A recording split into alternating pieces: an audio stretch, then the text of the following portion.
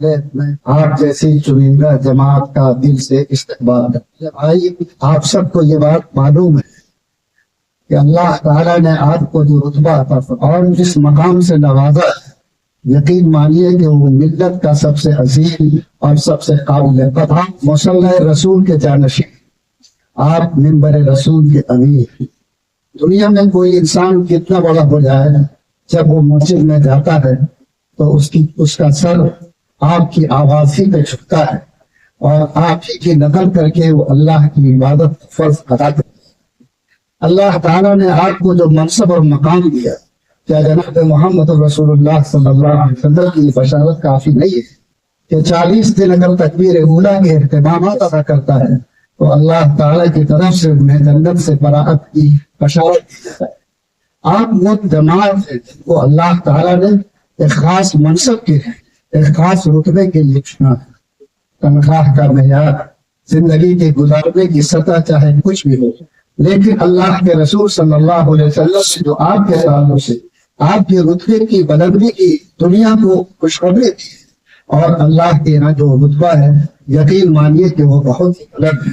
علامہ اقبال نے کہا تھا، سبق پر صداقت کا، شجاعت کا، عدالت کا، لیا جائے گا تجھ سے کام دنیا کی ناممکن۔ اللہ تعالیٰ نے آپ کو اس منصب پر فائز کیا ہے اور آپ اس مسجد و محراب کی زینت ہے۔ ہم سب سمجھتے ہیں اس بات کو کہ کوئی بڑا سے ہی بلند آواز سے بولے،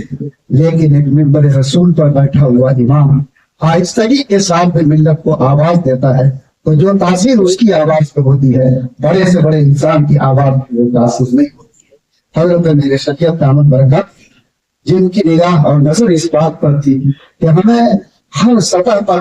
اپنے ملت کے منافعات کو، جن کی نمائندگی ملت میں یقینی ہے، کو بیان کرنے کا کام دینا ہے، انہیں بلایا جائے اور ان کی الگ الگ نشستیں کی جائے۔ آپ کے علم میں یہ بات ہوگی کہ چاہے وقت علم کا مسئلہ ہو، چاہے اور بھی ملت کو بیدار کرنے کے تعلق سے کسی تحریک کی بات ہو، حضرت امیر شریعت مدظر ہے ہمیشہ پورے قوت کے ساتھ اس طرح کی میٹنگوں کو بلوا کر اور ہمارے شریعت کے کارندوں کو اس میں لگا کر کے مختلف سطح سے آواز کو اٹھانے اور ملت کی تحریک کو مضبوط کرنے کا کام کیا۔ اس وقت دو معاملے ہم سب کے سامنے بہت بڑا ہے۔ آپ جانتے ہیں کہ وقت اور اس کے بعد جب یہ ایکٹ بن گیا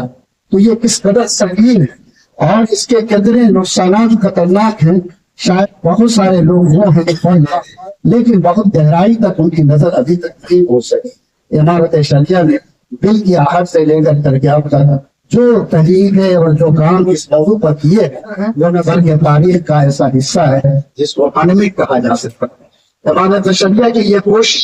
چلی اور الحمدللہ ابھی جاری ہے۔ حضرت امیر شریعت دامت برکاتہ نے ضرور سمجھا کہ آپ جیسے علماء زینت ہو جن کی باتیں امت سنتی ہے، ان کے کان تک بھی اس تعلق سے ایسی مضبوط آواز پہنچائی جائے، ایسی تحریک پیدا کی جائے، ایسی معلومات ان کے ذہن اور دل پوری قوت کے ساتھ اور پورے اثر کے ساتھ وہ اپنی بات ملت کو سمجھا بھی سکے اور اس سلسلے میں ملت کو بیدار دلا سکے۔ ایک دوسرا بڑا جو ہمارے سامنے ان کے حق کا ہے، یہ حکومت کی طرف سے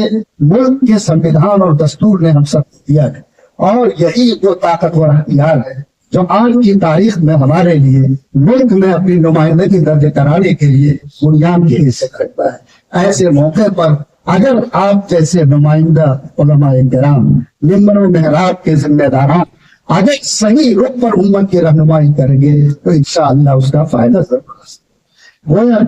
بنیادی بات ہے ایک تو یہ کہ یہ جو وقف ہے اس کی خطرناکی اور اس سلسلے میں ہمارا شریعہ اور تمام ملی تنظیموں کی جو تحریک ہے اس سلسلے میں ہمیں صحیح طور پر معلومات اور جانکاری مل جائے۔ ہمارے سامنے انتخابی حالات ہیں، ہم کس انداز میں اپنے حصہ کو اختیار کریں اور ملت کو بیدار کریں، اس سلسلے میں ہماری رہنمائی ہو جائے۔ انشاءاللہ حضرت امیر شریعت دامت برکاتہ اس پر روشنی ڈالیں گے اور ہم لوگ اس سے مستفید ہوں گے۔ لیکن اس سے پہلے ہم حضرت مولانا مفتی سید الرحمان قاسمی صاحب جو صدر مفتی عمارت شریعہ بھی ہیں، میں ان سے درخواست کرتا ہوں کہ ہمارے شریعہ نے 10 دن سے لے کر کے اب تک کوششیں کی ہیں اور جو واقعات ایک تاریخی کوشش ہے ان کے سلسلے میں آپ کے سامنے کچھ اظہار خیال فرما دیں تاکہ ایک جھلک اس کی ایک تصویر آپ کے سامنے آ جائے اور آئندہ جو کوششیں شروع ہوتی ہے انشاءاللہ میری شریعت کی زبان مبارک سے ہم لوگ اور اس کو اپنے حصے کا بنانے کی کوشش کریں گے. میں دعوت دیتا ہوں محترم جناب مولانا مفتی سعید الرحمان صاحب مقابلہ میں مولانا شریعت کو کہ تشریف آپ کے سامنے ان سب کو سارے خیال سے